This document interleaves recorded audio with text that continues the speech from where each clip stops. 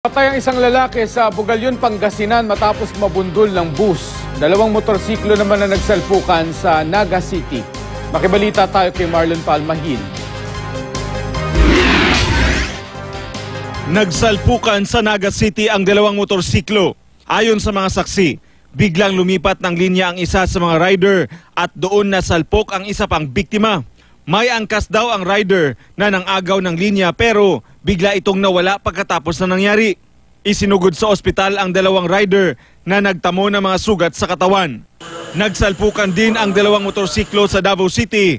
Patay ang isa sa mga rider habang sugatan ang kanyang angkas. Sugatan naman ang nakasalpukan nilang miyembro pala ng rescue team ng lungsod. Inaalam pa ang sanhi ng aksidente. Naudlot naman ang biyahe ng bus na ito matapos makabundol ng isang lalaking tumatawid sa kalsada sa Bugalyon, Pangasinan. Patay ang hindi pa nakikilalang biktima. Nung malapit na ako, madam, yun biglang tumawid. Napansin kong gumano yung tumagilid na patakbo sa gitna. Kaya sinabayan ko rin ng pihit ng manubela. Inaalam pa ang pagkakakilanlan at kung taga saan ang biktima. Sa Bacolod City, isang private van ang nahulog mula sa inaayos na tulay sa barangay Pahanokoy.